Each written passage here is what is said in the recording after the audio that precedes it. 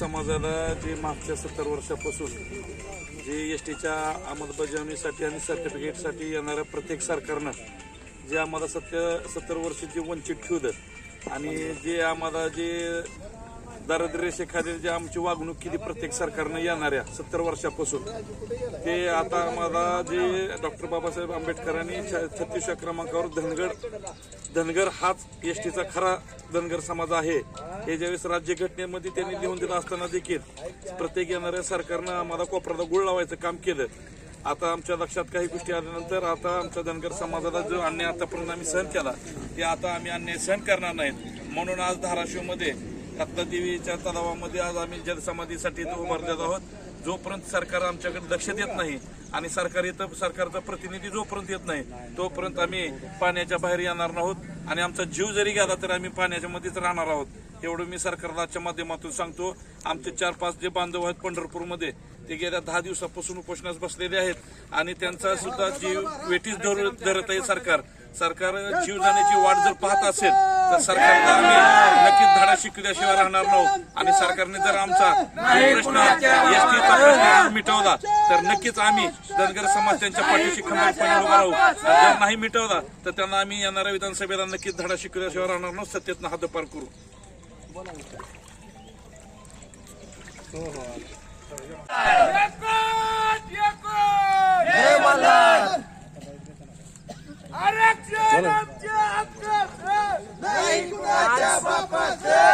धाराशिव जिल्ह्यातील 15 समाज बांधव धनगर समाजाच्या एसटी आरक्षणाची अंमलबजावणीचा GR सरकारने आज तात्काळ काढावा या एकमेव मागणीसाठी 15 समाज बांधवांनी आज जलसमाधी घेण्याचा निश्चय केलेला आहे।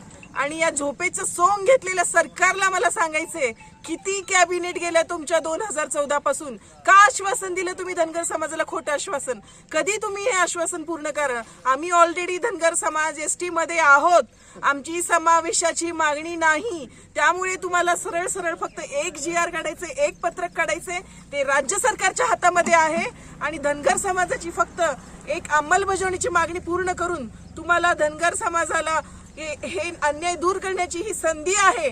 सरकारने जर असा तात्काळ निर्णय नाही घेतला पंढरपूरमध्ये आमचे 12 दिवस झालं उपोषण चालू आहे। उपोषणकर्त्यांची तब्येत अतिशय खालावलेली आहे। उपोषणकर्त्यांचं कीटोन 3+ झालेलं आहे याचा अर्थ त्यांचं किडनीचं फेल्युअर होत आहे किडनी त्यांची बंद पडायची शक्यता झालेली आहे। इतका त्याग याच धनगर समाजाच्या बांधवांनी ठिकठिकाणी महाराष्ट्रामध्ये लातूरमध्ये आमचे अनिल गोयकर आणि चंद्रकांत हजारी उपोषण करत आहेत। पंढरपूरमध्ये आमचे दीपक बोराडे सहित आणखी 5 लोक म्हणजे टोटल 6 लोक उपोषण करत आहेत। प्रत्येकाने प्राणांतिक उपोषणाचा हत्यार उपसलेला आहे।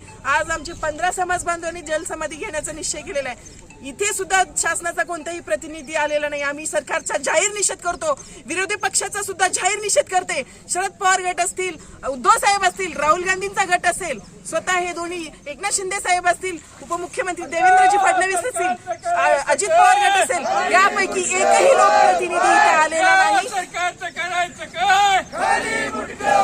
धनगर समाजाला जाणून बुजून अन्याय करायचं धनगरांची मतं घ्यायची 2 नंबरचा हा धनगर समाज आहे महाराष्ट्रामध्ये।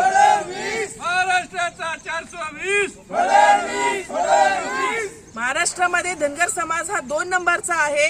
ह्या सरकारला ह्या राज्यकर्त्यांना माहित आहे धनगर समाजाला गोड बोलायचं थातूर मातूर योजना ह्यांच्या माथी मारायच्या काहीतरी पापट पसारा सांगून आमच्या आरक्षणाचा मुद्दा हा घोंगडा हा भिजत ठेवायचा आणि 70 वर्ष झालं त्या मेंढपाळांच्या मुलांवर अन्याय करायचा।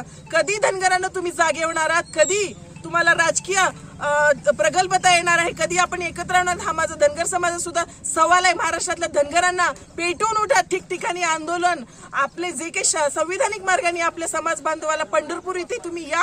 आज आम्ही पंढरपूर यांना त्यांच्या आंदोलनाला पाठिंबा देण्यासाठी आमचे 15 समाज बांधवांनी जीवाची बाजी लावून इथं भरपूर असा 1-2 तास झाले पाण्यात बसलेले आहेत। अजून किती हा अंत या सरकारला बघायचंय समाजाने जागे होण्या आणि या सरकारला धारेवर देण्याची हीच वेळ आहे। आणि मी नम्र विनंती करते आदरणीय मुख्यमंत्री साहेबांना आमचा विश्वास आहे तुमच्यावर तुम्ही चांगली बैठक घेतली मी स्वतः मुंबईला बैठकीमध्ये उपस्थित होते तुम्ही म्हणला होता लवकरात लवकर आम्ही GR काढू आज तुम्हाला GR काढण्यासाठी आम्ही संधी दिलेली आहे आज आणि उद्यापर्यंत आम्ही आम्ही वेळ देतो, GR काढा ही आमची नम्र विनंती. अन्यथा हा उद्रेक जर झाला, या आंदोलनाचा धाराशिवमधून उद्रेक झाला, त्याला सर्वस्वी जबाबदार हे सरकार राहील आणि सरकारमध्ये लोकप्रतिनिधी राहील.